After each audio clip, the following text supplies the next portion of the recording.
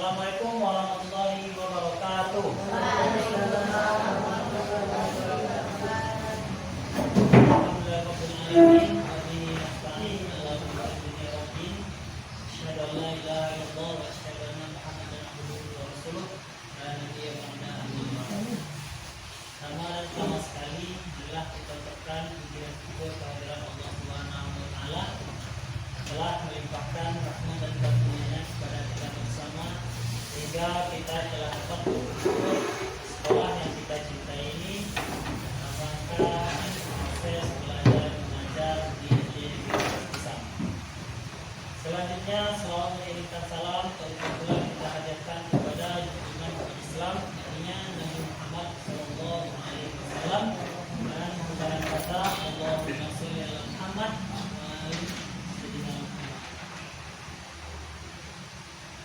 yang terhormat Bapak, Ibu, majelis guru dan karyawan-karyawati perusahaan IMB Negeri Universitas Pisang.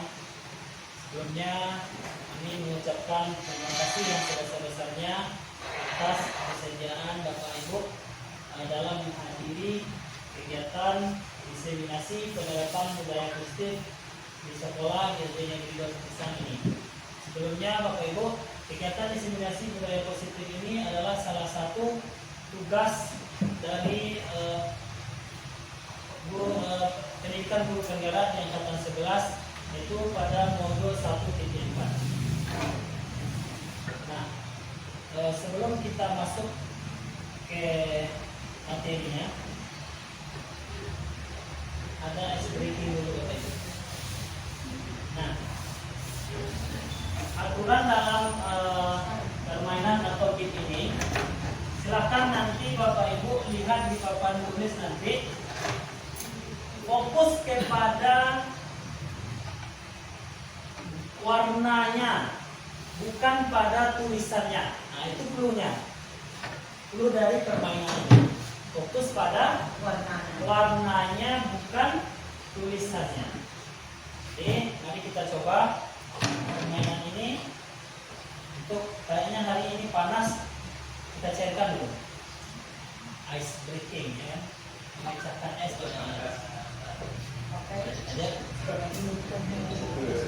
Silakan fokus Bapak Ibu ke depan, ucapkan, sebutkan warnanya bukan tulisannya. Kita mulai.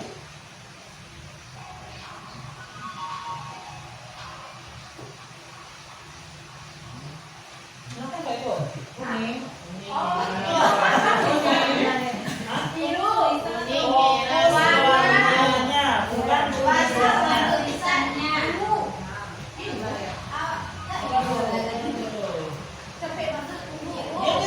Itu permainannya namanya.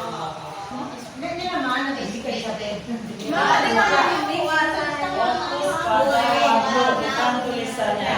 Coba lagi. 1, 2, 3.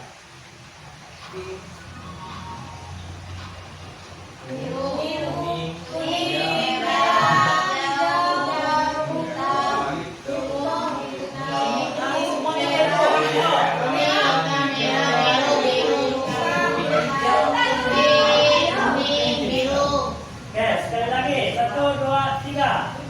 Biru, kuning, merah, hijau, biru,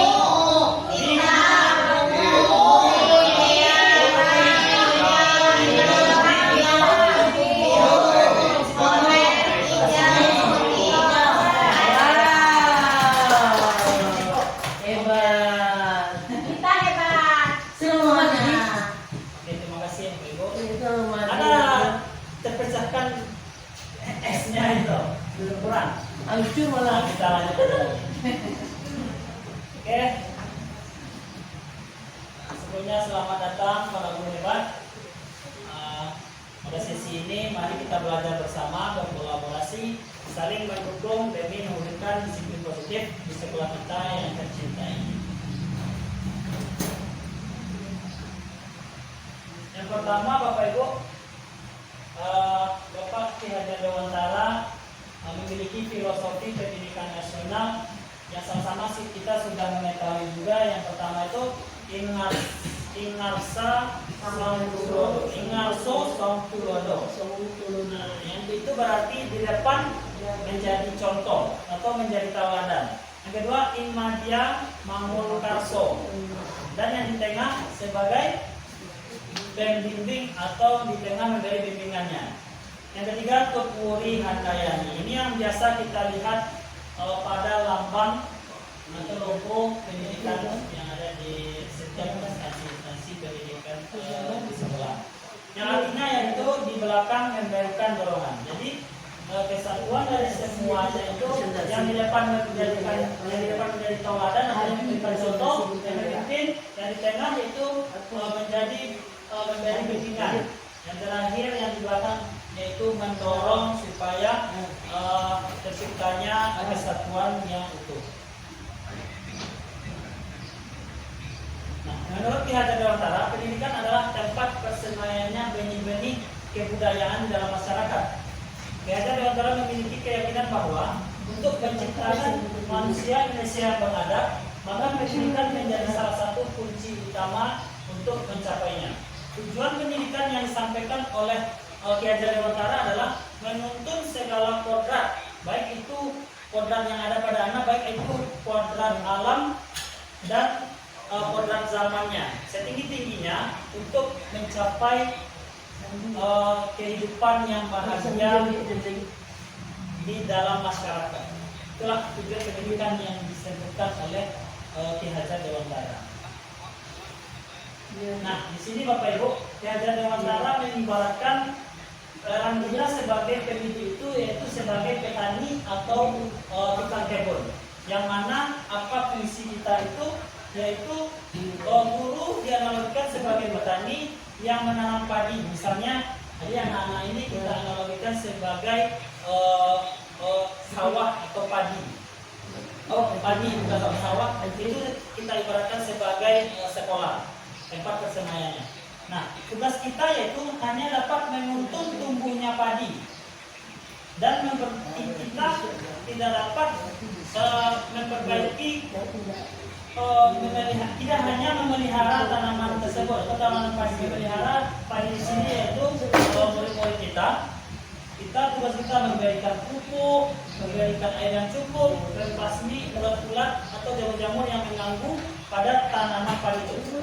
Yang istilahnya ulat-ulat, jamur-jamur ini yaitu gangguan-gangguan pada proses belajar mengajar pada anak didik kita.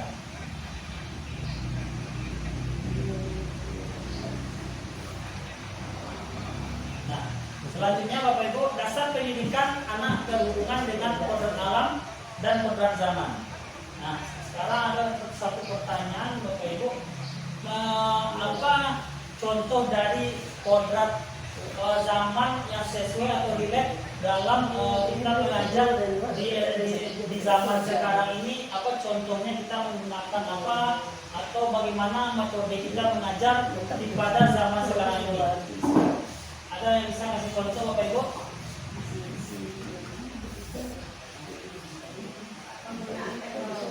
Ya, silakan Bu Karna. Sesuai kodrat zaman sekarang ini. Ya, baiklah, terima kasih atas kesempatannya. Sesuai dengan kodrat zaman, pendidikan dahulu dengan sekarang itu jauh berbeda berhubungan dengan teknologi yang sudah berkembang. Nah, kalau zaman dahulu mungkin guru-guru lebih banyak menggunakan secara konvensional, metodenya selalu ceramah, lalu latihan tugas. Nah, kalau sekarang mungkin kita bisa memanfaatkan teknologi untuk mengenali lebih jauh lagi materi-materi yang kita ampu, sehingga lebih luas lagi pemahaman peserta didik kita melalui Infocus, internet yang sudah merebak, ya, bisa didapatkan dan kita bisa tahu dunia melalui teknologi yang ada sekarang, dan memudahkan peserta didik untuk mendapatkan atau memperluas ilmu pengetahuan mereka. Ya. Cukup, Bu Karna? Ya, cukup. Terima kasih Bu Karna atas jawabannya. Dapat kita simpulkan dari jawaban yang diberikan oleh Bu Karna, kodrat zaman ini, cara atau pendidikan pada zaman dahulu dengan zaman sekarang sudah sangat jauh berbeda. Karena dahulu kita menggunakan metode pembelajaran itu hanya beberapa atau bisa dibilang satu atau dua dalam menggunakan metode dalam pembelajaran untuk menyampaikan kepada anak, yaitu paling banyak kita menggunakan metode ceramah. Nah, pada zaman sekarang ini sudah sangat jauh berubah. Kita sudah zaman teknologi sudah semakin canggih dan itu dapat kita maksimalkan manfaatkan di dalam pembelajaran. Terima kasih Pak. Selanjutnya kita masuk pada konsep utama modul budaya positif. Ini yang akan kita lihat nanti dan akan kita bersamai nanti, yaitu yang pertama perubahan paradigma belajar, kedua disiplin positif, dan ketiga teori motivasi, hukuman dan penghargaan serta restitusi. Yang keempat keyakinan kelas, ini sudah sama-sama Bapak Ibu lakukan di kelas masing-masing. Yang kelima kebutuhan dasar manusia, keenam restitusi, lima posisi kontrol, yang keenam restitusi, segitiga restitusi.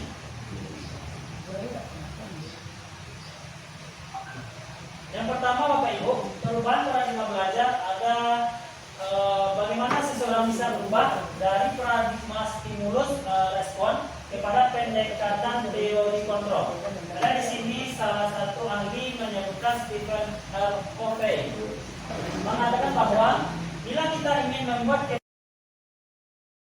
kemajuan perlahan sedikit-sedikit, ubahlah sikap atau perilaku Anda. Namun bila kita ingin memperbaiki cara-cara utama kita, maka kita perlu mengubah kerangka acuan kita. Ubahlah bagaimana Anda melihat dunia. Jadi kita ubah cara pikiran kita dahulu, bagaimana kita berpikir tentang manusia.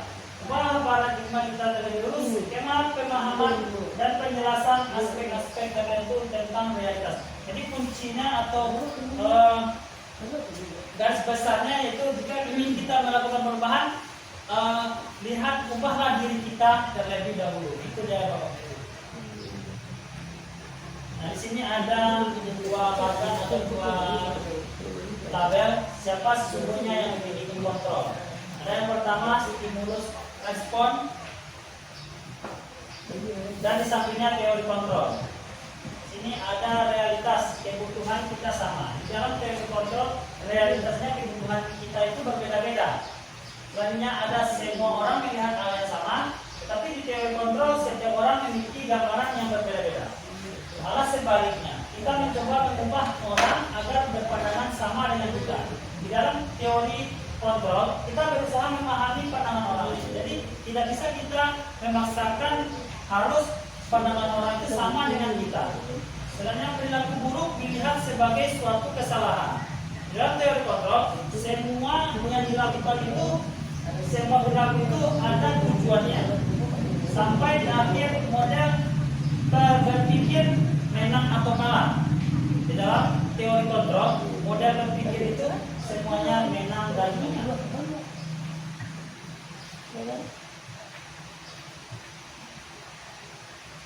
Nah, selanjutnya Bapak Ibu, inilah motivasi yang ada di dalam manusia. Bisa juga kita masukkan atau kita sampaikan kepada kita, yaitu motivasi merupakan dorongan yang timbul pada diri seseorang secara sadar atau tidak sadar untuk melakukan suatu tindakan dengan tujuan tertentu. Jadi motivasi ini Bapak Ibu ada dua, motivasi ekstrinsik yang datang dari luar dan ada motivasi intrinsik dari dalam diri seseorang. Jadi kita lihat menghindari ketidaknyamanan dan hukuman. Nah, di sini murid melakukan disiplin diri karena ia takut dihukum. Itu termasuk kepada motivasi yang datangnya dari luar atau eksternal, ekstrinsik.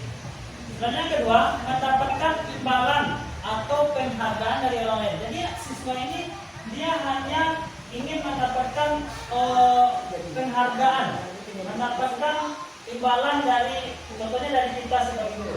Murid melakukan disiplin itu karena ia ingin mendapatkan imbalan. Itu termasuk motivasi dari ekstrinsik atau dari luar. Sebenarnya yang ketiga Bapak Ibu, menghargai nilai-nilai kebajikan diri sendiri. Inilah yang harusnya kita tanamkan dan kita dapatkan dari anak-anak kita, yaitu murid melakukan disiplin diri karena sadar. Jadi murid itu sadar akan nilai kebajikan dirinya. Nah, baru itu termasuk kepada metode intrinsik. Nah, inilah yang harus kita kembangkan, yang kita tanamkan kepada murid-murid kita, Bapak Ibu. Motivasi dalam dirinya. Selanjutnya pembelajaran dengan paradigma baru. Ini sesuai dengan profil pelajar Pancasila. Ada berapa, Bapak Ibu? 6 profil pelajar Pancasila. Profil pelajar Pancasila. Boleh kita menyanyikannya, Bapak Ibu? 1, 2, 3. Pelajar Pancasila beriman bertakwa pada Tuhan yang esa dan berakhlak mulia, berkebinekaan global, gotong royong mandiri, kreatif dan bernalar kritis. Oke, terima kasih Bapak Ibu. Kita berikan upload yang berat kita. Nah, jadi Bapak Ibu, pembelajaran dengan paradigma baru ini dirancang berdasarkan prinsip pembelajaran yang terdiferensiasi. Apakah sudah kita lakukan di sekolah kita, Bapak Ibu? Ada diferensiasi sehingga setiap siswa belajar sesuai dengan kebutuhan dan bakat masing-masing sesuai dengan profil pelajar Pancasila. Ya, kita masuk pada disiplin positif, Bapak Ibu. Kita juga sudah melakukan ini pada platform PMM ya, Bapak Ibu. Coba berapa orang guru yang sudah tembus sudah mendapatkan sertifikat di modul disiplin positif? Ada, Bapak Ibu? 1, 2. Saya rasa sudah juga, Bapak Ibu. Mungkin dilihat, dicek lagi nantinya. Nah, ini yang akan perlu kita tanamkan lagi, Bapak Ibu. Dalam budaya kita, makna kata disiplin dimaknai menjadi suatu yang dilakukan seseorang pada orang lain untuk mendapatkan kepatuhan. Kita cenderung menghubungkan kata disiplin ini dengan ketidaknyamanan. Betul. Sebenarnya sebagai pendidik, tujuan kita adalah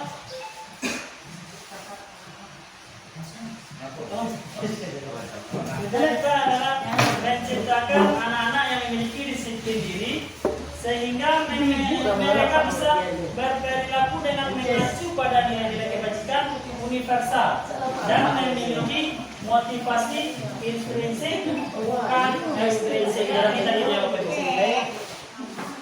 Jadi anak-anak tersebut memiliki motivasi intrinsik bukan ekstrinsik.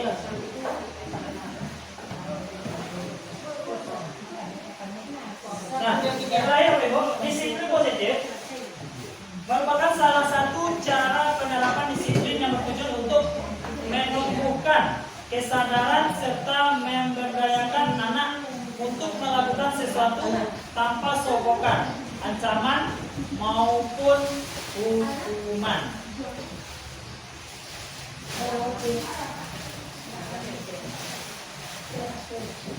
Nah, ini dia bentuk konsep disiplin dengan identitas gagal. Yang pertama kita lihat dulu hukuman. Hukuman ini bersifat yang pertama itu nah, hukuman itu membuat menyakitkan. Yang kedua, tidak nyaman. Yang ketiga, akibat dari hukuman ini murid menjadi takut. Yang keempat, sistemnya memaksa. Yang kelima, murid menyembunyikan karena adanya hukuman ini, jadi murid menyembunyikan kesalahannya. Jadi dia berbohong. Ya. Selanjutnya, murid menjadi rendah diri. Jadi bukan rendah hati, tetapi rendah diri ya. Selanjutnya itu penghargaan. Nah, ini konsep disiplin dengan identitas gagal, maksudnya ini disiplin yang membuat sebenarnya itu gagal dalam menerapkan disiplin itu. Satu, hubungan dengan adanya penghargaan. Pertama, karena penghargaan itu pengaruhnya jangka pendek dan jangka panjang. Yang kedua, tidak efektif. Yang ketiga, merusak hubungan, menjadi iri. Misalnya di dalam pembelajaran, oh siapa yang bisa mendapatkan permen, nanti mendapatkan pena apa macam. Jadi istilahnya dalam disiplin, oh dia berlomba-lomba memang memotivasi dia, cuman dengan teman sebangkunya atau teman sebangkunya akan menjadi iri, yang akan menimbulkan nantinya di dalam kelasnya, dalam pembelajaran. Yang keempat, mematikan kreativitas. Oh, anak ini mau maju ke depan karena adanya hadiah saja atau penghargaan. Kalau ada hadiah, ya ada hadiah bu, ada hadiah pak, kan itu biasanya tuh. Ada snack pak, ada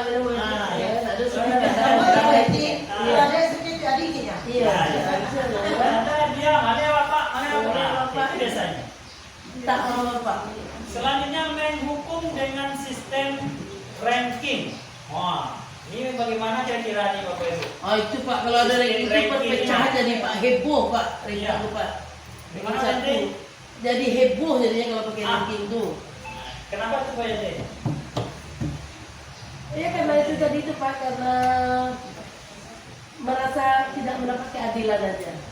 Wah. Dia juara satu, saya lebih dari dia katanya kan. Gitu, Nah, Pak. itu dia Bapak Ibu. Terima kasih Bu Yanti. Ya. Yang terakhir, merampas hak menghargai dirinya. Nah, apa nih maksudnya? Jadi itulah tadi dia mau melakukan sesuatu itu kalau jika ada penghargaan atau imbalan yang dia dapat.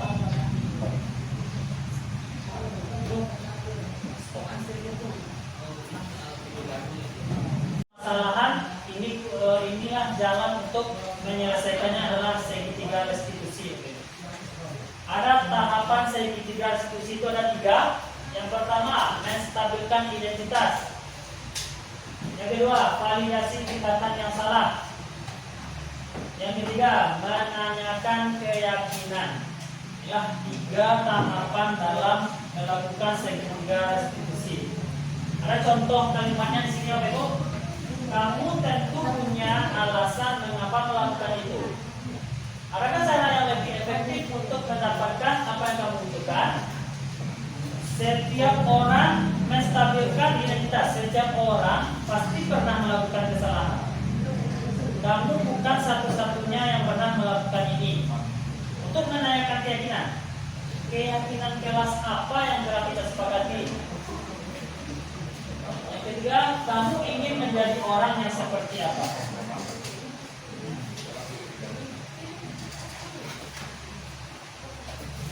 Pada menstabilkan identitas apa Ibu?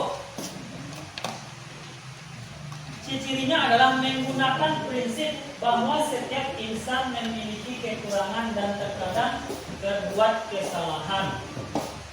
Nah, inilah kata-kata yang akan biasa kita sampaikan kepada anak-anak untuk menstabilkan identitasnya. Berbuat salah itu perihal yang wajar, terlebih kamu sadar bahwa telah melakukannya.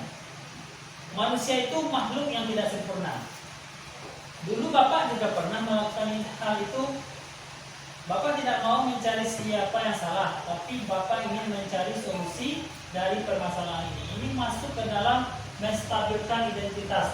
Kita stabilkan dulu emosinya, suasananya, tidak langsung kita kamu. Nah, bukan seperti itu Bapak Ibu. Tahapan kedua itu validasi tindakan yang salah. Di sini mengungkapkan prinsip bahwa setiap hal yang dilakukan perlu dipertimbangkan baik dan buruknya. Ada beberapa contoh kalimat yang mesti kita lakukan, kita sampaikan kepada anak itu. Bapak yakin kamu pasti mempunyai alasan kenapa melakukan itu. Kita tanyakan dulu apa latar belakangi anak tersebut melakukan hal yang tidak sewajarnya itu. Yang kedua, kamu melakukannya karena mempertahankan sesuatu yang penting bagimu. Namun, apakah hal tersebut sudah benar menurutmu? Kita berikan kepada mereka pertimbangan baik dan buruknya yang dilakukan oleh anak tersebut. Yang terakhir, menanyakan keyakinannya. Di dalam menanyakan keyakinan, menggunakan prinsip bahwa solusi dari tiap permasalahan berasal dalam dirinya sendiri.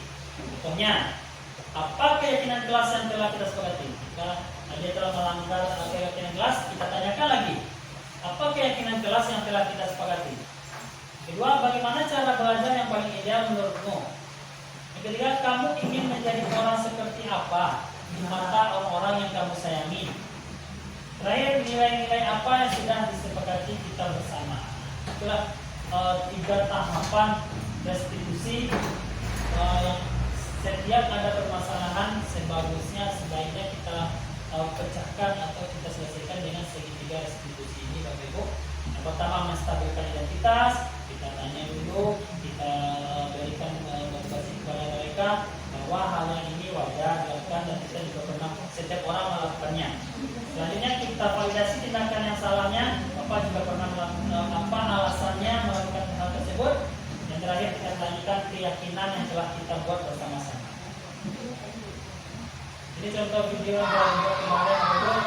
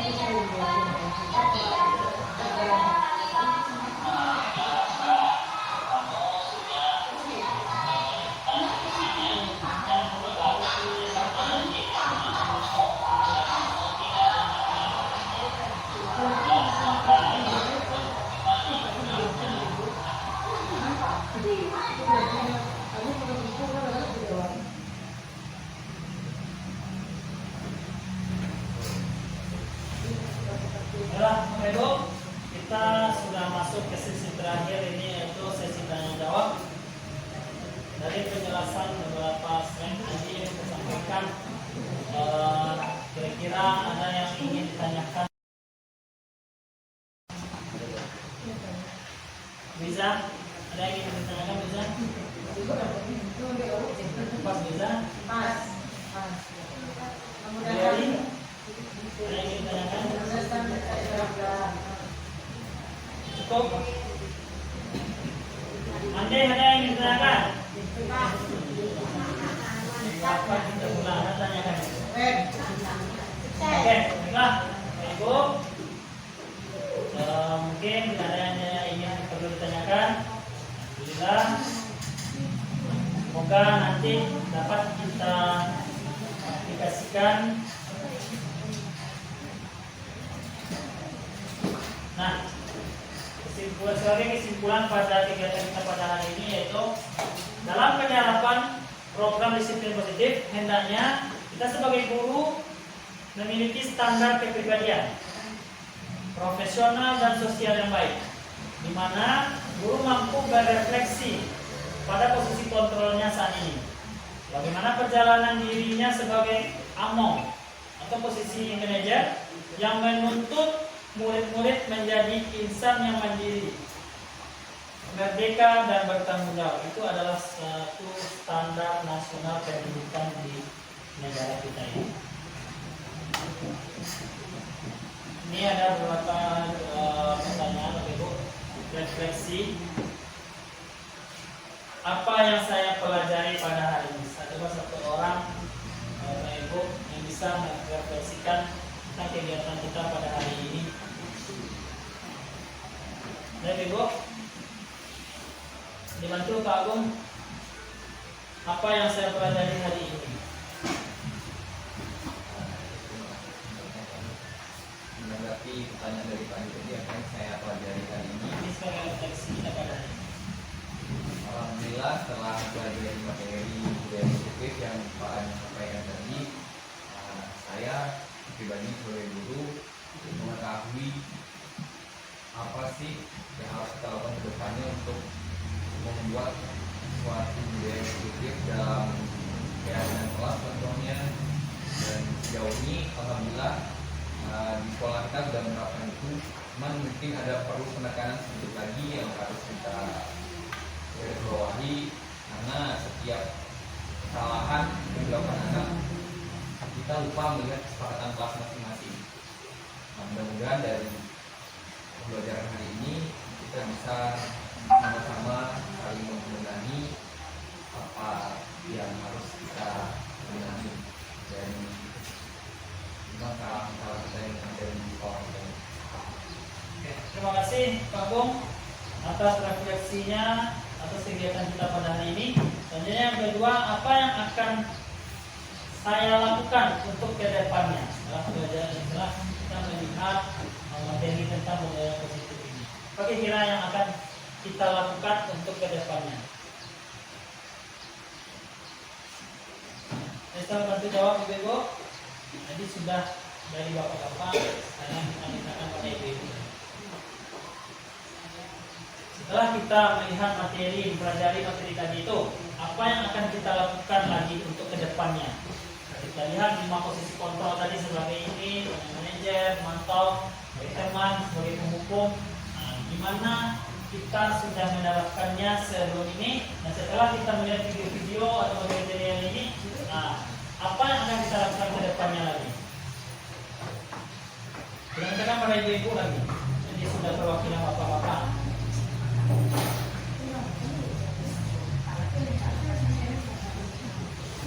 Ustaz Lilis, menjawab.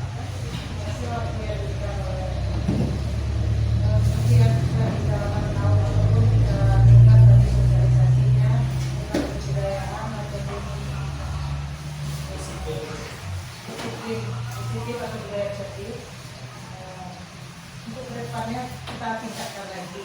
Artinya kita dengan anak selalu bersama untuk bisa maju ke depan. Jadi kita tidak kita sebagai guru atau sebagai anak, enggak. Tapi kita bersama dengan mereka meluruskan mana yang benar, mana yang salah. Yang salah kita tinggalkan. Jadi kita maju bersama untuk memperbaiki apa yang sudah ada, meningkatkan apa yang sudah ada. Terima kasih Bu Lilis atas jawaban refleksinya pada kegiatan hari ini. Oke, kita sudah masuk ke sesi penutup. Oke, terima kasih Bapak-bapak dan Ibu atas kesediaan dan waktunya dalam kegiatan diseminasi budaya positif sekolah kita ini. Mudah-mudahan dengan kita berdiskusi, belajar bersama dengan materi budaya positif ini dapat menambah pengetahuan kita tentang budaya positif yang ada yang akan kita lakukan di sekolah kita ini. Mudah-mudahan dapat kita implementasikan, kita laksanakan di sekolah kita ini dan akan memajukan, mendorong kemajuan di sekolah SD Negeri 12 Pisang ini. Mari sama-sama kita lakukan. Semoga sekolah dasar Negeri 12 Pisang ini menjadi maju dan jaya ke depannya. Amin. Amin ya rabbal alamin. Saya sebagai pemateri atau narasumber kegiatan ini mengucapkan ribuan terima kasih kepada Bapak Ibu. Jika ada kesalahan dalam penyampaian, saya mohon maaf. Saya akhiri, bilangi taufiq wal hidayah. Assalamualaikum warahmatullahi wabarakatuh.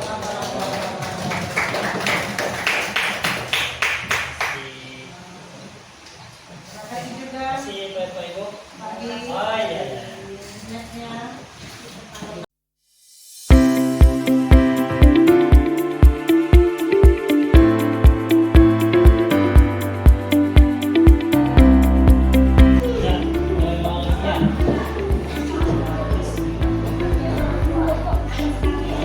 Assalamualaikum warahmatullahi wabarakatuh.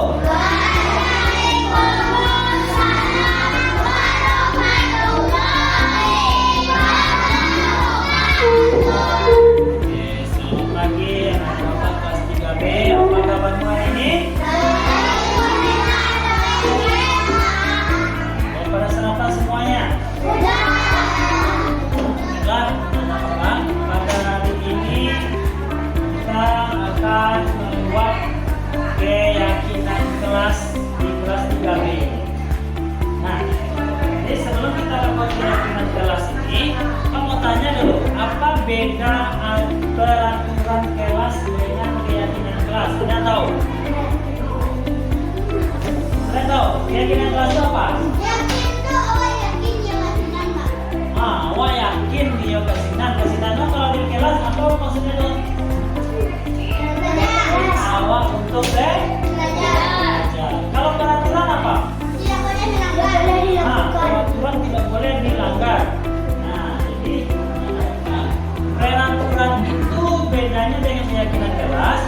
Kalau peraturan itu dibuat oleh satu orang atau kalau di sekolah ini dibuat oleh guru. Tetapi kalau keyakinan kelas dibuat secara gimana? Bersama. Nah, apakah keyakinan ini dari apa? Dari siapa? Dari kita semua. Nah, nanti tugas anak-anak semuanya silakan buat nanti di dalam ini orang satu. Ini Bapak bagikan ya. Buat di kertas ini apa keyakinan kelasnya atau yang ingin dibuat. Contohnya, tidak boleh bertengkar, Pak. Tidak boleh kelahi, tidak boleh buang sampah tempatnya. Tidak boleh buang sampah sembarangan. Nah, silakan buat di sini nanti ditempelkan isi juga satu-satu. Nanti baru kita diskusikan bersama-sama, Bapak. Nih, satu-satunya. Coba bagikan. Satu aja. Oh iya.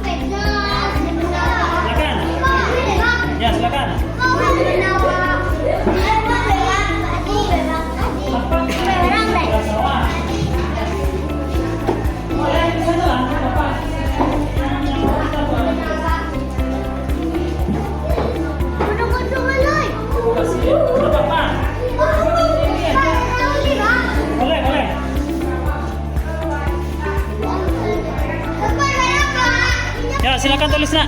Tulis.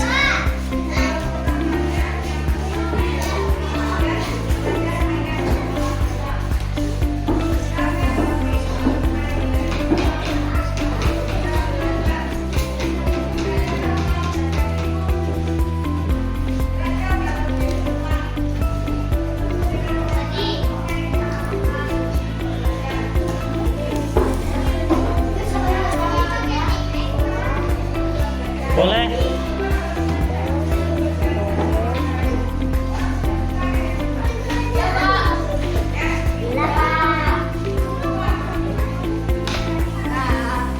Tunggu dulu nak. Boleh.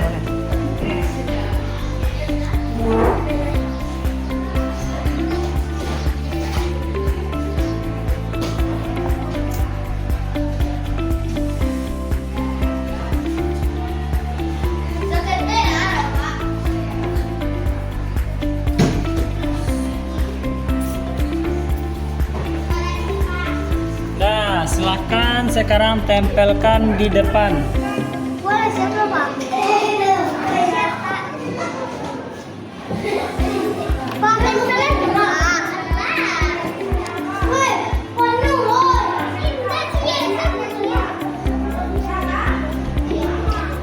Silakan tempel.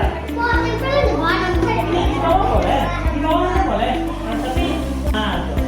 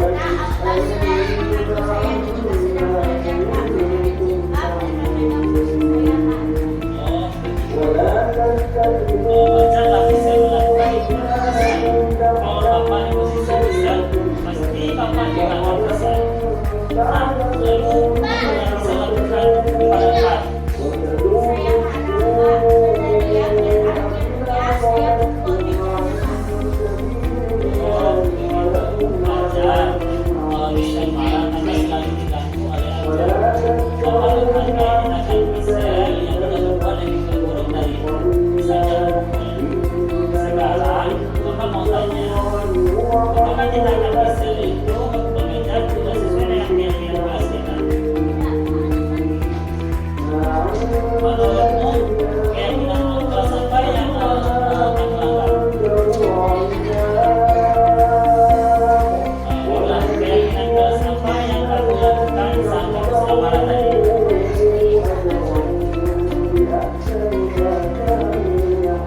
Apa yang kamu lakukan itu apa yang akan kamu memperbaiki masalah ini?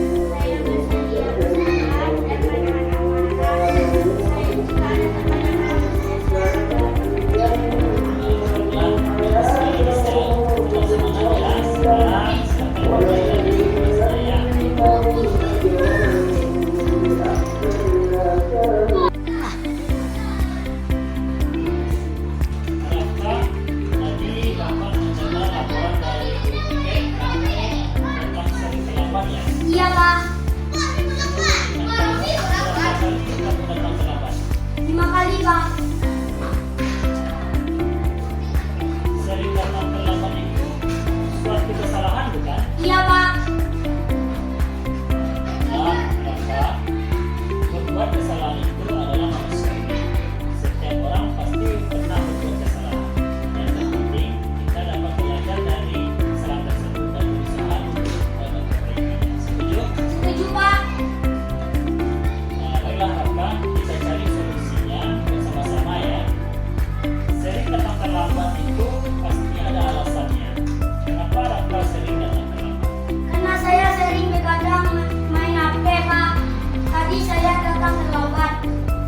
Kamu tahu nggak kesepakatan kelas yang kita sepakati? Tahu, Pak. Kalau datang terlambat itu sesuai dengan kesepakatan kelas tidak? Iya, Pak. Menurut kamu kesepakatan kelas apa yang sudah kamu langgar? Disiplin, Pak. Menurut kamu Raka, disiplin itu penting atau tidak? Penting, Pak, untuk membuat saya datang tepat dan tidak membuang-buang waktu. Betul. Menghargai waktu itu sangat penting dan peran bagi kita. Seperti menghargai orang dekat kita dan melatih kepedulian kita. Iya, Pak. Saya menyesal datang terlambat. Saya mengakuinya, Pak. Ya, Kak. Sikap yang sangat baik sudah kamu lakukan dengan meminta maaf. Menurut kamu, apa yang akan kamu lakukan agar kamu tidak datang terlambat lagi? Saya akan tidur lebih cepat dan tidak begadang lagi, Pak. Baiklah, Raka. Kamu sudah menemukan solusinya.